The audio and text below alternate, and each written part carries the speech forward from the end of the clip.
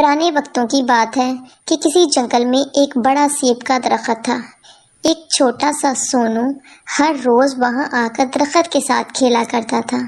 میں تمہارا انتظار کر رہا تھا۔ تم آج لیٹ کیوں ہو گئے؟ آج میں مما سے پڑھ رہا تھا، اس لیے پڑھتے پڑھتے میں لیٹ ہو گیا۔ چلو آؤ بیٹھو، ہم کچھ دیر باتیں کرتے ہیں۔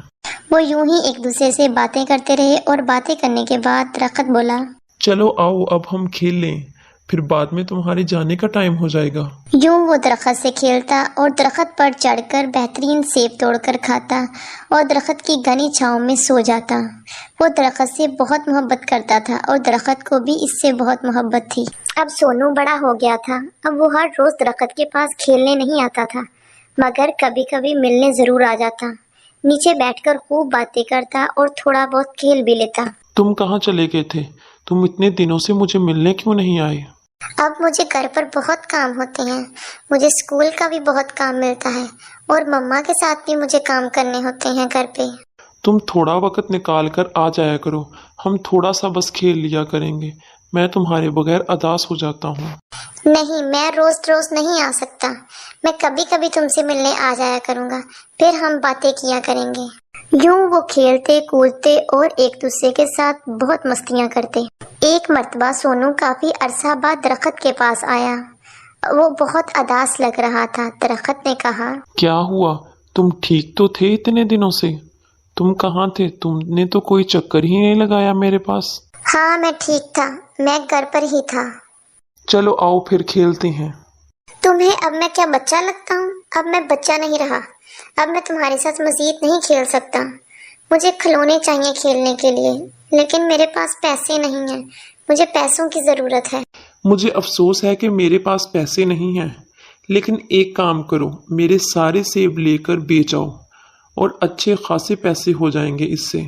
اگر میں نے تمہارے سارے سیب لے لیے تو تمہارے پاس تو کوئی سیب بچے گا نہیں۔ کوئی بات نہیں دوست، تم میرے دوست ہو اور تمہاری خواہش پوری کرنا میرا فرض ہے۔ سونو جذباتی ہو گیا اور سارے سیب توڑے اور خوشی خوشی چلا گیا۔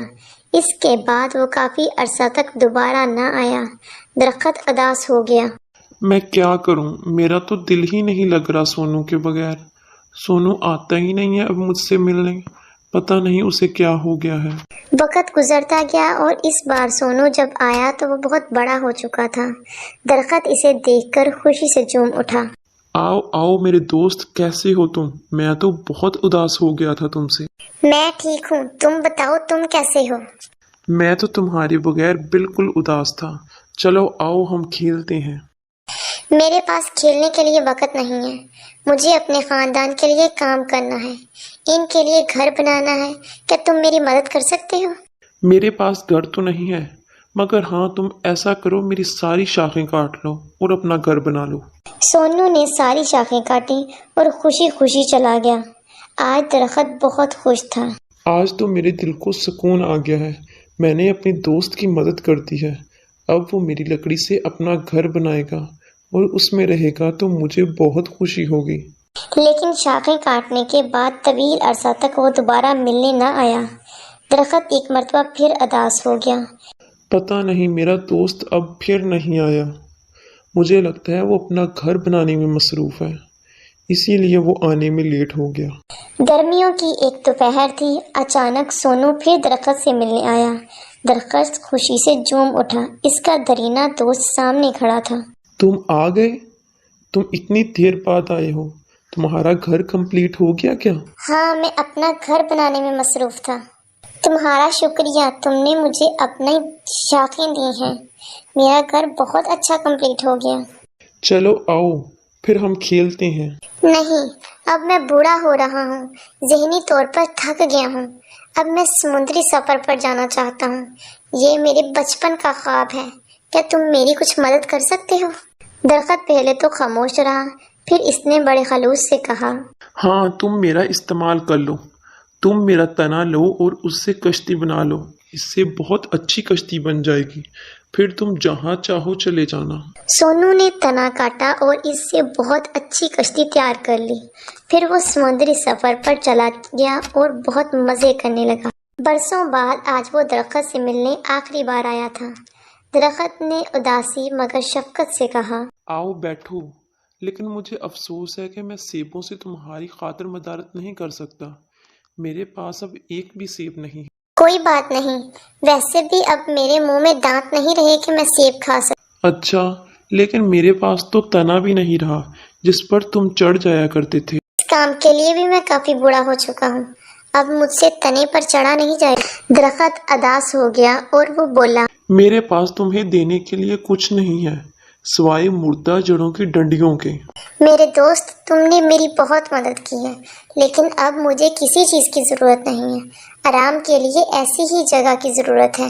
अब तो मैं भागते भागते थक गया हूँ। ये कहते ही सोनू वहीं ढेर हो गया और दरख्त ने खुशदिली से सोनू से कहा, शाबाश, आ जाओ मेरी आगोश में। आराम करने के लिए इससे अच्छी जगह और कौन सी हो सकती है। आज मैं बहुत खुश हूँ। इसमें तुम सब लोगों के लिए सबक है।